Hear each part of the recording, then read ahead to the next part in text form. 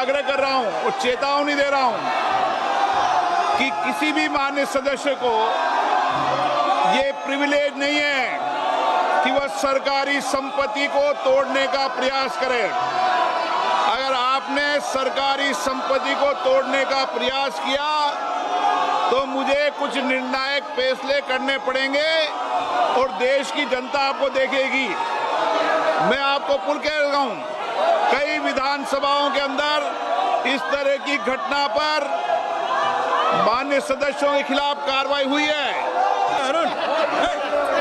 माननीय मंत्री महोदय,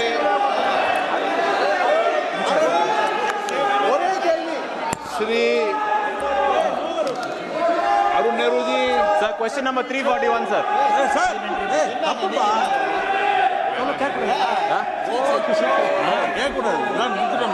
question number 342 Ziaul Rahman. Question number 34 Ziaul Rahman. माननीय मंत्री महोदय, माननीय सदस्य, question number 343 doctor Alok Kumar Suman. Sir, question number 343। माननीय मंत्री महोदय, पटल पे है। माननीय सदस्य। अध्यक्ष महोदय, बिहार में 50 केंद्रीय विद्यालय है, जिसमें 16 विद्यालयों में अपना भवन नहीं है और हमारे संसदीय क्षेत्र गोपालगंज भी एक पुराने स्कूल के पुराने भवन में चलता है, जबकि वहां जमीन भी उपलब्ध करा दी गई है और विद्यालय अपने छात्रों को इस पुराने भवन के चलते बहुत तकलीफें होती हैं। बरसात के दिनों में सड़क नहीं है, जबकि मैंने अपने MP लेड फंड से वहाँ की सड़क की व्यवस्था स्कूल तक कराई है महोदय। अतः मेरा माननीय मंत्री जी से ये प्रश्न है कि मेरे संसदीय क्षेत्र गोपालगंज के केंद्रीय विद्यालय को कब सरकारी भवन मिलेगा, जबकि जमीन उपलब्ध करा दी गई है। साथ साथ सोशल ऑडिट की क्या व्यवस्था की गई है महोदय? सभापति जी, वैसे मुख्य प्रश्न से संबंधित इनका पूरा सवाल नहीं है, लेकिन माननीय सदस्य अपने क्षेत्र के लिए प्रयासरत हैं और मैं इसलिए उनको जानकारी देना चाहता हूँ। गोपालगंज 2004 में सिविल सेक्टर में केंद्रीय विद्यालय स्थापित हुआ और अभी ये टेम्परेरी अकोमोडेशन में ही चल रहा है। अभी उसकी कार्रवाई परमानेंट में शिफ्ट करने की चालू है। 4.63 एकड़ जो ज़मीन है अभी राज्य सरकार ने ट्रांसफ़र भी KVS को किया है, इसलिए वो इन प्रोसेस है। मैं वो जानकारी इनको देना चाहता हूँ। बाकी सोशल ऑडिट की उन्होंने बात की है, इस संबंध में सेफ्टी पे ज़ीरो टॉलरेंस पॉलिसी है, NEP में प्राविधान है और समय समय पे भारत सरकार भी राज्य सरकारों को, स्टेट बोर्ड्स को, सभी बोर्ड्स को, सभी मैनेजमेंट के स्कूलों को इस संबंध में गाइडलाइन भी जारी करती है।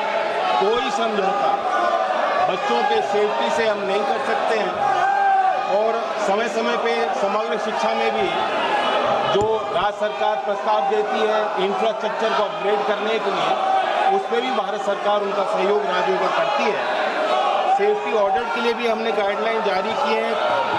हाल में मैं जानकारी देना चाहता हूँ, जो हमारा कम्युनिकेशन राज्यों के साथ हुआ है वो उसकी जानकारी मैं देना चाहता हूँ कि 26 जुलाई को मिनिस्ट्री ऑफ एजुकेशन ने डायरेक्टिव दिया सभी राज्य सरकारों को, यूटीज को, to insure student safety and well being including structural safety of school building. 7 अगस्त 2025 को भी हमने एक और डायरेक्टिव जारी किया। साथ साथ नेशनल डिजास्टर मैनेजमेंट अथॉरिटी और मिनिस्ट्री ऑफ एजुकेशन की जॉइंट मीटिंग्स होती हैं सभी राज्य सरकारों के साथ, उसकी बैठक भी हमने हाल में 4/6/2025 में की थी। सोशल सेफ्टी ऑडिट और की जानकारी भी जो है यूडेस के माध्यम से हमें मिलती है। सभी राज्य सरकारों के आंकड़े हमारे पास जो राज्य सरकार के माध्यम से आते हैं, उस संबंध में बताना चाहता हूँ कि स्ट्रक्चरल और सेफ्टी ऑडिट में बिहार में 63% स्कूल्स का स्ट्रक्चरल सेफ्टी ऑडिट हुआ है। तो यूडाइस की जानकारी मैं साझा कर रहा हूँ। माननीय सदस्य महोदय, सोशल ऑडिट के लिए सरकारी एवं गैर सरकारी स्कूलों में किया गया है, लेकिन मेरा उसमें प्रश्न है महोदय कि जिले स्तर पर सोशल ऑडिटर्स की ट्रेनिंग के लिए क्या व्यवस्था की गई है और इसके सोशल ऑडिट की रिपोर्ट के लिए क्या व्यवस्था की गई है? धन्यवाद। सर, मुख्य सवाल स्कूल के ढांचों के सेफ्टी पे संबंधित है और इसमें होल ऑफ स्कूल अप्रोच जो मिनिस्ट्री ऑफ एजुकेशन के गाइडलाइन है उसमें एक बड़ा स्तंभ है कि we have to adopt a whole of school approach. उसमें सारे स्टेक होल्डर्स को शामिल किया जाता है। टीचर्स को सेंसिटाइज करना, एनडीएमए की जो गाइडलाइन है वो सभी राज्यों के लिए अनिवार्य है। मिनिस्ट्री ऑफ एजुकेशन की गाइडलाइंस हम राज्यों को देते हैं, उसमें वो एडिशन कर सकते हैं, मॉडिफिकेशन कर सकते हैं। और इसके अंतर्गत समग्र शिक्षा में भी जो हमने सिस्टम्स बनाए हैं उसमें स्टेक होल्डर के साथ लगातार मीटिंग्स होती हैं, पेरेंट्स को इन्वॉल्व किया गया है ताकि गवर्नेंस सिस्टम में सभी स्टेक होल्डर्स का से रहे और हम रिफॉर्म कर पाए। Question number 344 Shri Vishnudatt Sharma. प्रश्न क्रमांक 344। माननीय सदस्य अध्यक्ष महोदय, उत्तर सभापटल पर रख दिया गया। माननीय अध्यक्ष महोदय, धन्यवाद। माननीय मंत्री जी का मुझे उत्तर मिला है, बहुत संतुष्टपूर्ण उत्तर उन्होंने दिया है माननीय प्रधानमंत्री जी के नेतृत्व में और माननीय मंत्री जी के नेतृत्व में वन्य प्राणी संरक्षण और पर्यावरण को लेकर के महत्वपूर्ण काम देश के अंदर हो रहा है। लेकिन मैं अपने संसदीय क्षेत्र पन्ना के बारे में कुछ बात माननीय मंत्री जी से जानना चाहता हूँ। क्या सरकार यह सुनिश्चित करेगी कि सड़कों के निर्माण हेतु वन स्वीकृति की प्रक्रिया में स्थानीय जनसंख्या के आवागमन, स्वास्थ्य सुविधाओं और शिक्षा तक पहुंच की आवश्यकताओं को भी प्राथमिक मानदंड बनाया जाएगा ताकि विकास और संरक्षण दोनों का संतुलन बना रहे।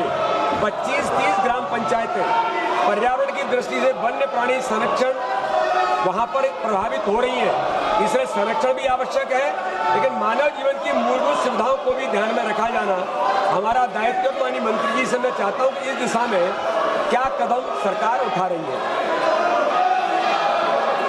माननीय अध्यक्ष महोदय, वन संरक्षण के लिए हमारे देश में जो राष्ट्रीय उद्यान है यह राज्य सरकारों के द्वारा संरक्षित वन घोषित किए गए हैं।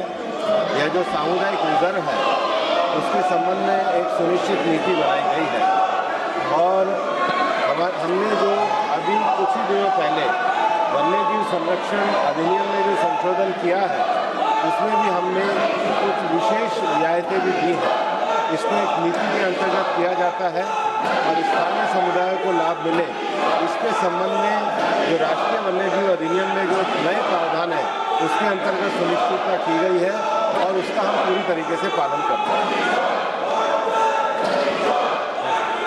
माननीय अध्यक्ष महोदय, मैं माननीय मंत्री जी से एक बात और जानना चाहता हूं कि पन्ना टाइगर रिजर्व क्षेत्र में प्रभावित गांवों के लिए वैकल्पिक पर्यावरण अनुकूल अधोसंरचना जैसे इको फ्रेंडली सड़क निर्माण तकनीक, बाईपास मार्ग या ऊंचे पुल पर विचार कर रही है जिससे बाघ संरक्षण प्रभावित न हो और स्थानीय निवासियों की कनेक्टिविटी भी बेहतर हो सके।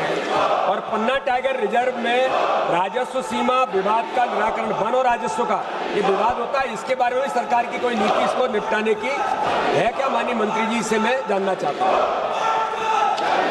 महोदय कि जो स्थानीय वन है उसके संबंध में अगर इको सेंसिटिव जोन घोषित करना होता है तो उसके द्वारा राज्य सरकार के द्वारा प्रस्ताव आते हैं और राज्य सरकार के प्रस्ताव आने के बाद ही केंद्र जो राष्ट्रीय वन्यजीव बोर्ड है वो उसके ऊपर कोई समीक्षा कर सकता है। दूसरा जो विषय पन्ना के बारे में कहा है, मैं आपको ये कहना चाहता हूँ कि पन्ना देश का एक बहुत महत्वपूर्ण बाघ संरक्षित क्षेत्र है।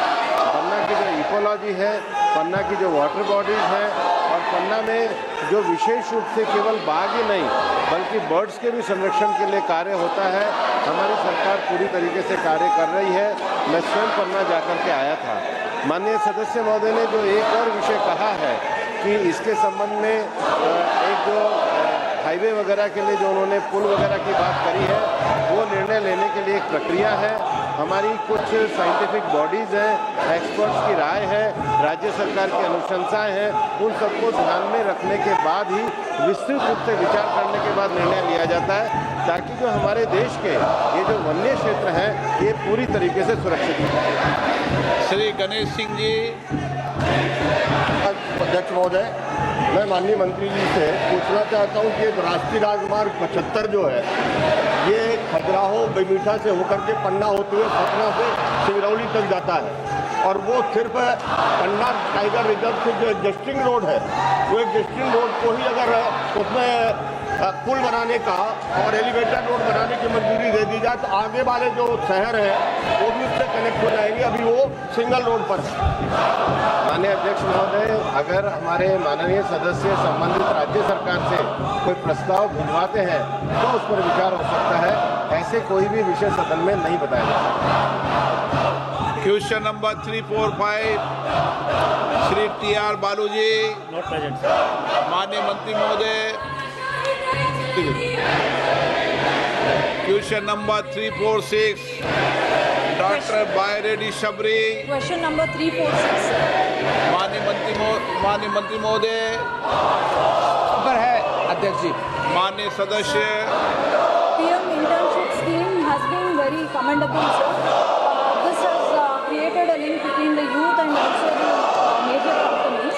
But in round one, when 1.27 lakh opportunities were there and 6 lakhs applications were sent, only 8,000 opportunities were given, sir.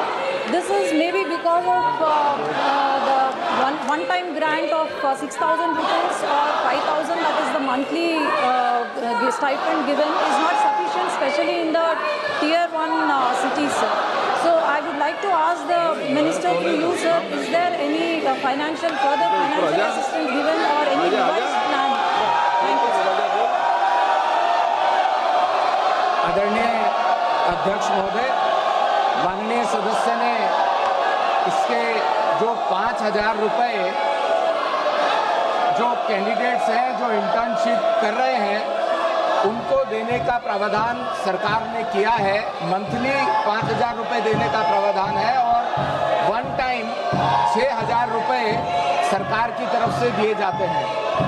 इसलिए अभी ऐसा कोई विचार नहीं है कि उनको और आगे इसके विषय में बढ़ाया जाएगा उनके एमोलूमेंट्स को लेकर के, लेकिन ऐसी जो 500 बड़ी कंपनीज हैं जिनमें अगले 4 साल में 1 करोड़ देश के युवा अप्रेंटिसशिप कर सकेंगे, जिसमें रियल लाइफ प्रैक्टिकल एक्सपीरियंस अपनी एजुकेशन कंप्लीट करने के बाद ले पाएंगे, उसमें जो कंपनीज हैं वो अपनी तरफ से भी कुछ उनको अपनी तरफ से भी स्टाइपेंड दे रही हैं। अभी सरकार की तरफ से ऐसा कोई प्रावधान नहीं।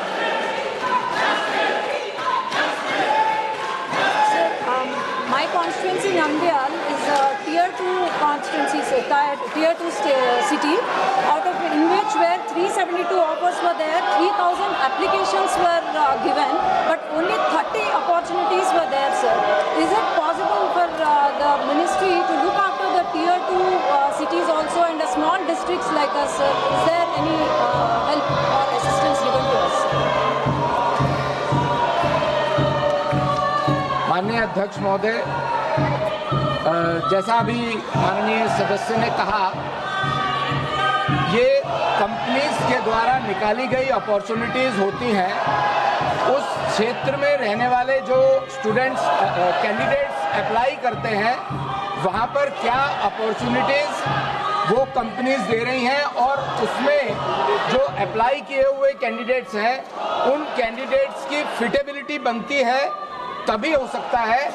जो हम ये भी प्रयास कर रहे हैं कि देश के लगभग सभी जिलों में इसके अवेयरनेस प्रोग्राम्स, चाहे वो इंडस्ट्रियल एसोसिएशंस हो या वहाँ का युवा वर्ग हो, उसमें चलाए जा रहे हैं। ये कंपनीज के ऊपर निर्भर करता है।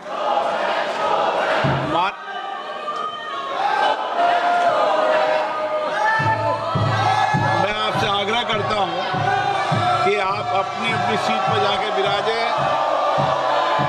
ये प्रश्नकाल है, जितनी जोर से आप नारेबाजी कर रहे हैं उतनी जोर लगाकर आप अगर प्रश्न पूछेंगे तो देश की जनता का कल्याण होगा। और माननीय सदस्यों में आग्रह कर रहा हूं कि आपको जनता ने सरकारी संपत्ति को तोड़ने के लिए नहीं भेजा है। और मैं आपसे आग्रह कर रहा हूं और चेतावनी दे रहा हूं कि किसी भी माननीय सदस्य को ये प्रिविलेज नहीं है कि वह सरकारी संपत्ति को तोड़ने का प्रयास करे। अगर आपने सरकारी संपत्ति को तोड़ने का प्रयास किया तो मुझे कुछ निर्णायक फैसले करने पड़ेंगे और देश की जनता आपको देखेगी। मैं आपको पुल कह रहा हूं, कई विधानसभाओं के अंदर इस तरह की घटना पर माननीय सदस्यों के खिलाफ कार्रवाई हुई है। मैं आपको फिर चेतावनी देता हूं, सरकारी संपत्ति को तोड़ने का प्रयास आप नहीं करें, ये मेरा आपसे आग्रह है। सभा की कार्रवाई आज 12 बजे तक के लिए स्थगित की जाती है। ताज़ा खबरों से जुड़े रहने के लिए हमारे चैनल को सब्सक्राइब करें और बेल आइकन को दबाना ना भूलें ताकि हर खबर की नोटिफिकेशन आपको मिलती रहे।